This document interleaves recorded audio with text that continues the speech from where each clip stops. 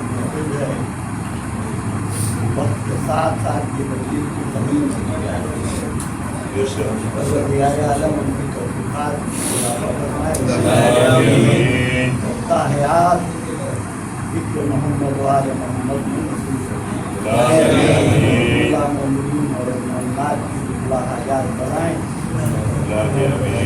مقام مقدسہ راہیں ہموار ہو جائیں تاکہ دلوں میں ٹھنڈک آنکھوں میں سکون اور روح قرار میں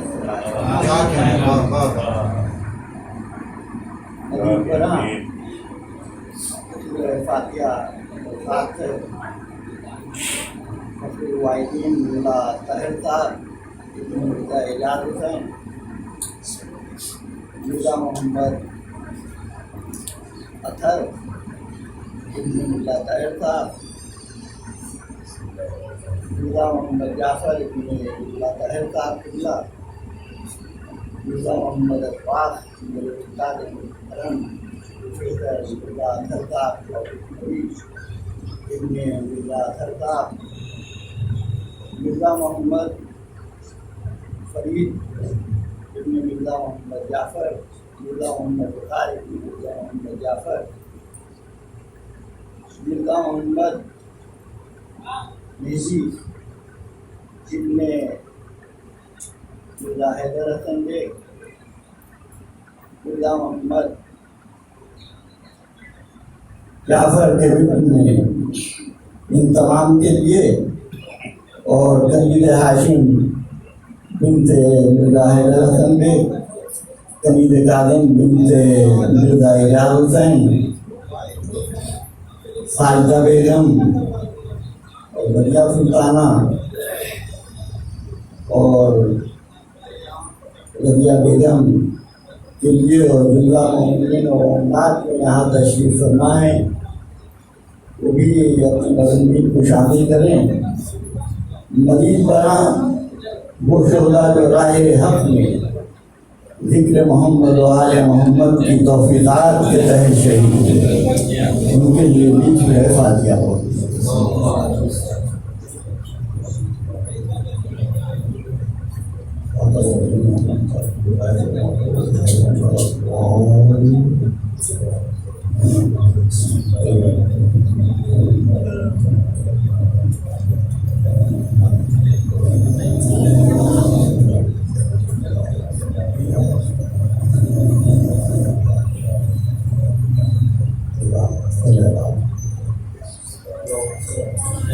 اعوذ باللہ من الشیطان الرجیم بسم اللہ الرحمن الرحیم الحمدللہ الذی لا یبلغ بدعته الفائزین والصلاۃ والسلام علی رسولہ وآلہ الطاہرین افضل الاولین والآخرین ختم المرسلین ان اللہ وملائکتہ یصلون علی النبی یا ایھا الذین آمنوا صلوا علیہ وسلموا تسلیما.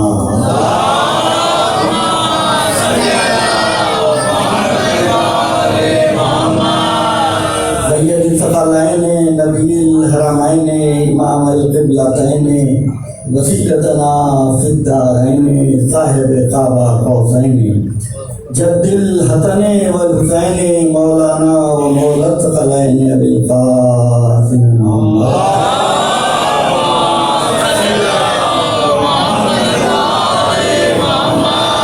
المعصومین المظلومین اما بعد فقد قال اللہ سبحانہ وتعالی فی محکم الکتاب انما قولنا لشیء اذا اردناہ ان نقول له کن فیکون.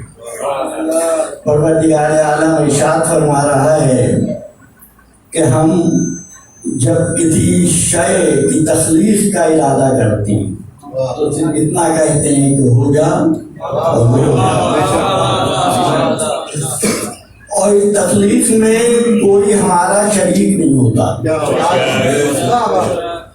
اور نہ کسی شے کے بنانے میں مختلف اشیاء کا اشتراک شامل ہوتا ہے بلکہ صرف کن فیکون کہہ دینا ہی کافی ہے اور یہ بھی ہمارے سمجھانے کے لیے. یہ بہت اچھا ہے ہمارے سمجھانے میں. پروردگار عالم نے عرش و فرش تخلیق کیا، زمین پیدا کی. ایک بات ضرور پڑھو.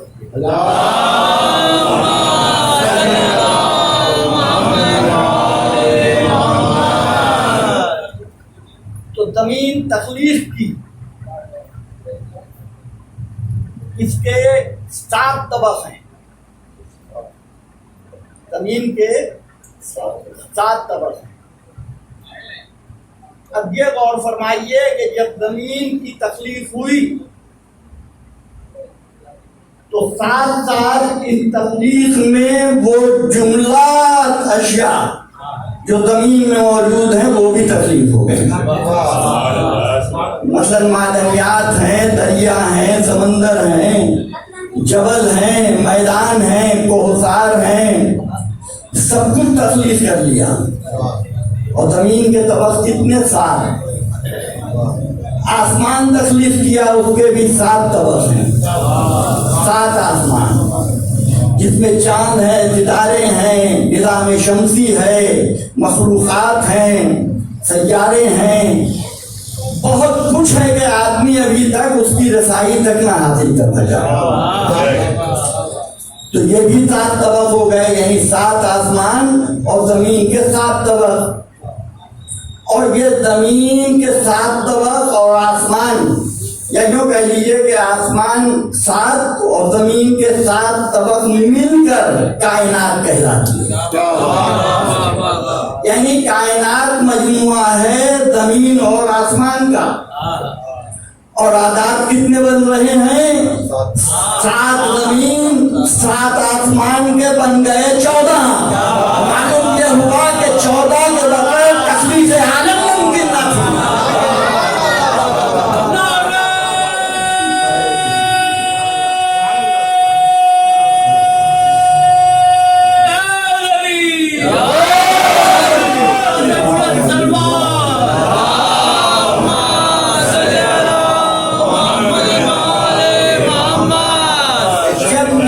کل عالم 14 کے بغیر تخلیق نہ ہوا، کامل نہ ہوا، تو 14 کی ہدایت کے بغیر انسان کس طرح کامل ہوگا؟ وہاں بھی ہدایت کی ضرورت ہے. اور قدر مشترک یہ ہے ان تمام چیزوں میں کہ اس میں خالصتاً پروردگار عالم کی حکمت ہے. تخلیق کے عمل میں کوئی دوسرا شریک نہیں ہے. بلند و بالا پہاڑ کی چوٹیوں کو دیکھیے اور ایک چوٹی کی حیثیت کو آپ دیکھیے. پہاڑ کو بھی کن فیکون کہہ کے بنا دیا اور ایک چوٹی کو بھی.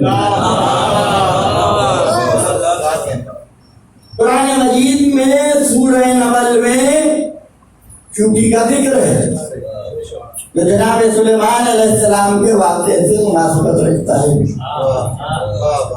اور مولا علی نے بھی ایک خطبہ دیا چوٹی کے اوپر،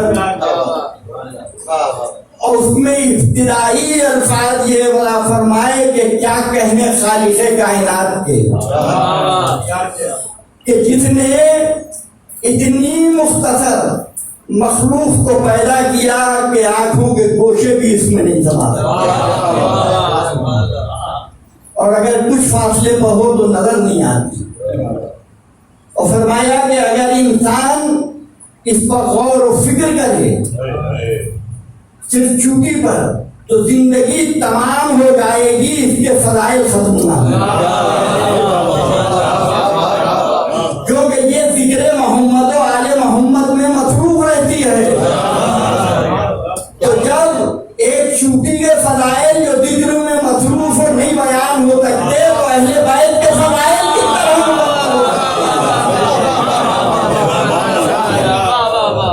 قلم میں اتنی جنبش نہیں، کیا کہنے ہیں اور کاغذ میں اتنی وسعت نہیں کہ جس کے پھیلاؤ میں ذکر محمد و آل محمد کو رقم کیا لاکھوں تقاریر ہو جاتی ہیں، سینکڑوں کتابیں لکھی جاتی ہیں ہر سال، لیکن ہر ایک کی شیرینی وہی ہے. فرماتے ہیں کہ چوٹی کی خلقت پر غور کرو کہ پروردگار عالم نے جو قوتیں اشرف المخلوقات انسان کو عطا کی ہیں وہی چوٹی کو عطا کی. انسان میں دیکھنے کی قوت ہے تو چوٹی میں بھی دیکھنے کی طاقت ہے. 2 آنکھیں عطا کر دیں لیکن انسان جائز بھی دیکھتا ہے ناجائز بھی دیکھتا ہے, لیکن یہ چھوٹی سی مخلوق ہمیشہ جائز کی طرف نظر کرتا ہے. انسان کی بینائی میں فرق آ جاتا ہے لیکن چوٹی کی بینائی میں فرق نہیں آتا.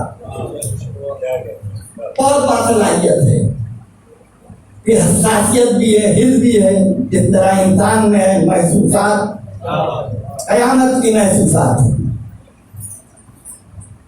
اور صرف ذائقے کی طاقت بھی ہے, انسان میں بھی ذائقے کی طاقت ہے, ذائقہ چوٹی میں بھی ہے. فرق یہ ہے کہ اگر ظلم دغا سے انسان کو زہر دیا جائے تو وہ پی لیتا ہے, لیکن چوٹی کی حس کا یہ عالم ہے کہ کبھی زہریلی شے کی طرف نہیں جاتی. اور پھر فرمایا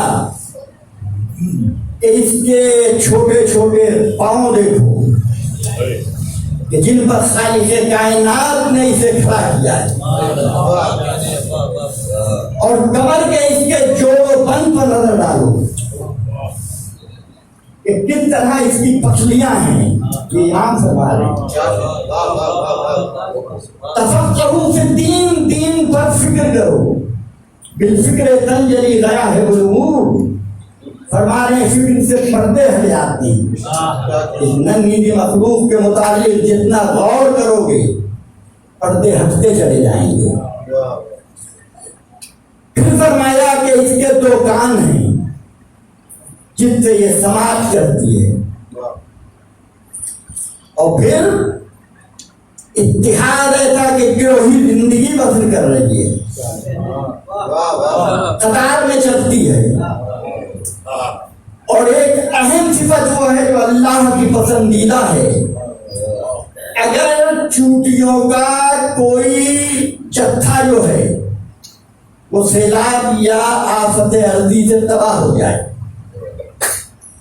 تو وہ جب کسی دوسرے چوٹیوں کے جتھے کی طرف مائل ہوتی ہے یعنی ہجرت کرتی ہے تو وہ چوٹیاں استقبال کرتی ہیں. ایسا نہیں ہوتا کہ اپنے دلوں میں گھروں میں داخل نہ ہونے دیں. اب سوال پیدا ہوتا ہے کہ ایسا کیوں ہے, آخر کیوں داخل؟ وجہ یہ ہے کہ ہر چوٹی فطرتاً اس بات کو محسوس کرتی ہے کہ آنے والی ہماری نسل اتنی اعلیٰ ہے کہ یہ ہمیں پریشان نہیں کرے گی, یہ اپنا رزق خود تلاش کرے گی, اپنے دلوں کو وسعت دے گی. نہ کوئی جھگڑا ہے نہ کوئی فساد ہے, لہذا استقبال کیا جاتا ہے.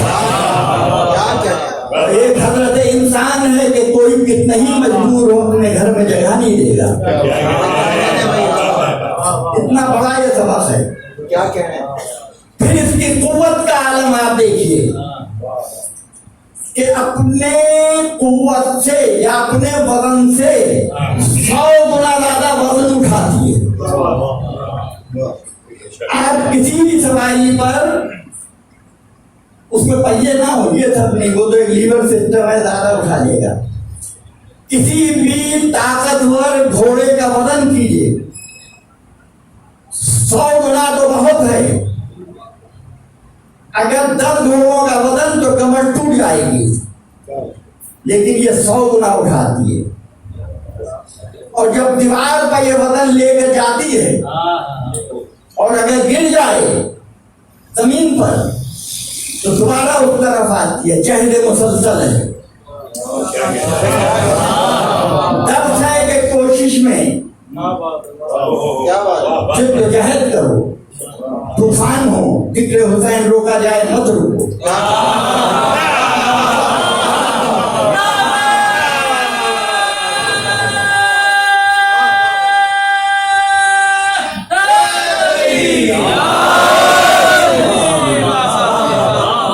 اور آفات میں مومن کی دل کی تو یہ آواز ہے. یہ میرے والد کی ڈائری میں یہ ان کا بڑا اعلیٰ ذوق تھا ادب کا. طوفان کر رہے ہیں میرے عزم کا طواف. تو عالم آتے ہیں. طوفان کر رہے ہیں میرے عزم کا طواف. دنیا سمجھ رہی ہے کہ کشتی بھور میں ہے.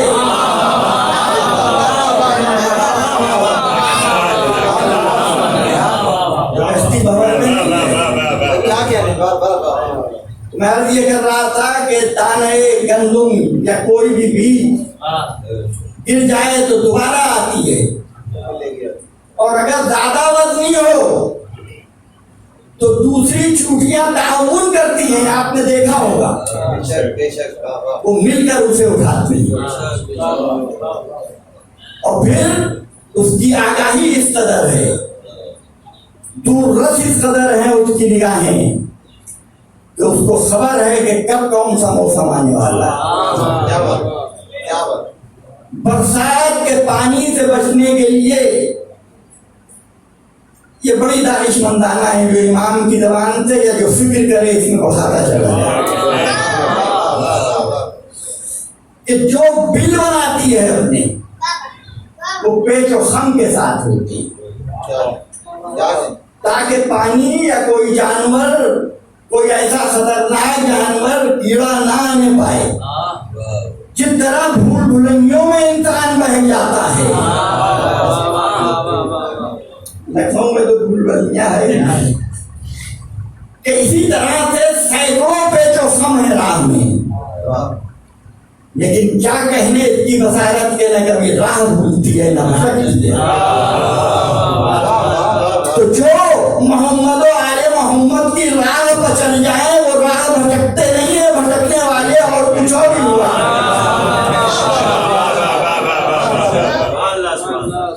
حفظ ما تقدم کے لیے یہ ذخیرہ کرتی ہے. اب ایک حیرت انگیز بات میں بتانا چاہتا ہوں. یہ جب ذخیرہ کرتی ہے تو اگر سیلم سے وہ اناج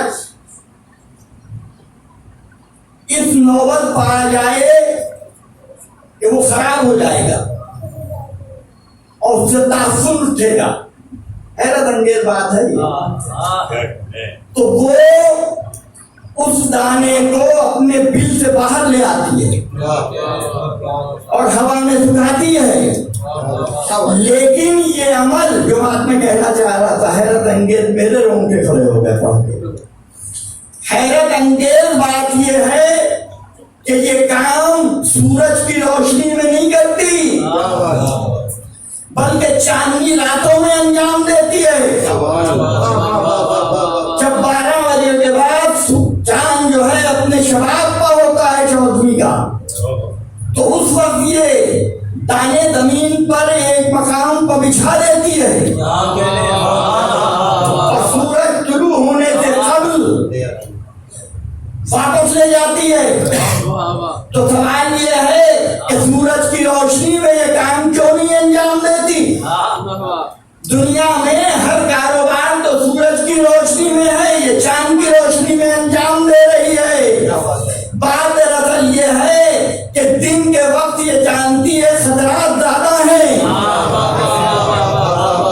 لوگ آنا جانا شروع کر دیتے ہیں، کہیں ایسا نہ ہو کہ قدموں میں آ کے اس کی ساری محنت جو ہے رائے گاہ چلی جائے. دوسرے وہ یہ خطرہ بھی محسوس کرتی ہے کہ سورج کی روشنی میں تمام پرندے رزق کے لیے، تلاش کے لیے باہر نکلتے ہیں. ایسا نہ ہو کہ یہ دانا کسی پرندے کی گرہ بن جائے. تو کس قدر صاحب بصیرت ہے. تو امام نے فرمایا اس کے متعلق غور کرو، فکر کرو. نہ آپس میں جھگڑتی ہے نہ فساد کرتی ہے. ایک پاکیزہ زندگی نیتی جان ہے مگر وصل کرتے ہیں. اس سے حلال میں ہمارا وقت پوچھ رہی ہے. اور ایک صفت اور آپ دیکھیے کیا بصیرت ہے. انسان تو علم حاصل کرتا ہے, علم نباتات جمادات مختلف علوم حاصل کر رہا ہے. اب یہاں آپ دیکھیے کہ جب اپنے بل میں کوئی دانہ لے کر جاتی ہے تو اس کے 2 ٹکڑے کر دیتی ہے, کیونکہ اگر کسی بھی بیج کے 2 ٹکڑے ہو جائیں درمیان سے تو وہ اگتا نہیں ہے. یہ بھی حد سے ماتقدم ہے کہ کہیں ایسا نہ ہو کہ وہ جو اتنی محنت سے بیج بنایا ہے وہاں یہ اگائے اور راستے جو ہیں وہ بند ہو جائیں. تو یہ میزان رکھتی ہے, اس پہ سر منہ فرق نہیں آتا برابر کا. اس نے یہ صفت کہاں سے سیکھی؟ مولائے کائنات میں بھی تو یہ صفت تھی کہ دشمن پر اگر وار کرتے تھے تو برابر 2 حصوں میں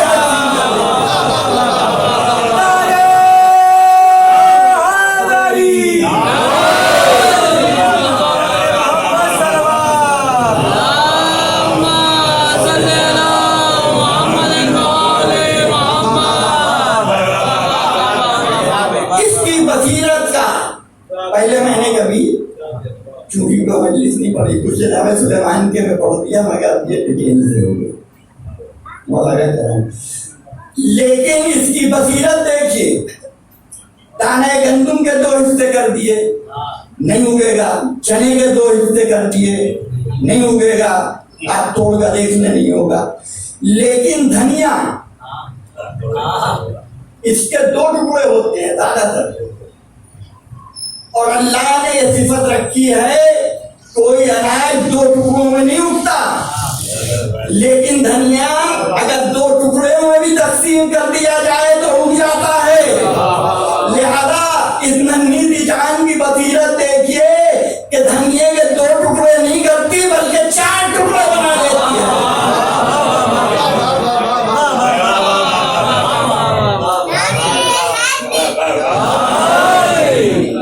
اسی کو تو علم لدنی کہتے ہیں سمجھانے کے لیے کہ قدرت سے لے کر آئے. یہی علم لدنی ہے, فطرت عطا کر رہی ہے. اب یہ تو ممبر سلونی کی زینت پوچھیے کہ فرما رہے ہیں کہ جو پوچھنا ہے پوچھنا. اب کیونکہ یہ نمل کا تعلق چل رہا ہے لہذا وہ واقعہ بھی آپ کے سامنے ہے, لیکن آپ کو لطف آئے گا. فرما دے رہے ہیں کہ جو پوچھنا ہے پوچھ لو. فرمایا کہ میں جب عرش پر گیا تو میں نے 2 دریا دیکھے, ایک دریائے نور دیکھا, ایک دریائے صاعقہ دیکھا. دریائے نور سے نور ساتے ہو رہا تھا اور دریائے صاعقہ سے بجلی روشنی. فرمایا کہ اگر تم کہو تو ایک آبشار کو دیکھ کے فرمایا سنوا دیا کہ اگر تم کہو تو میں اس آبشار سے تمہیں روشنی بنانا بتا دیا. میں کتنی بدنصیب قوم تھی. کہا یہ جو چوٹیاں جا رہی ہیں ان کی تعداد کیا ہے؟ امام نے فرمایا تو تعداد کی بات بتاتا ہے, میں تو یہ بھی بتا دوں کہ ان میں نر کتنے ہیں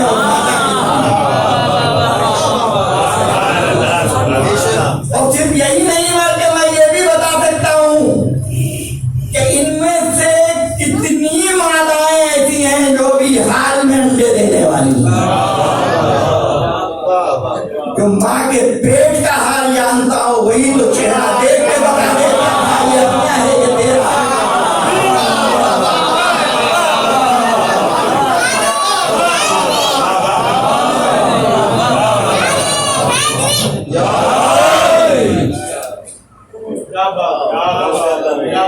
یہ تو ایمان کی بات ہے کہ چہرہ دیکھ کر بتا دیتے تھے.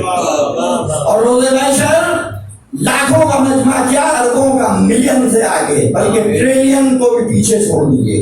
حضرت آدم کا قیامت پیدا ہونے والی میدان حشر میں ہوں گے اب کس طرح پہچانیں گے؟ خود کے مشکل کشا ہیں، یہ تیرا ہے جہنم کی طرف سے، جنت کی طرف اشارہ کریں گے یہ میرا ہے، اب یہ تقسیم ہو جائیں گے۔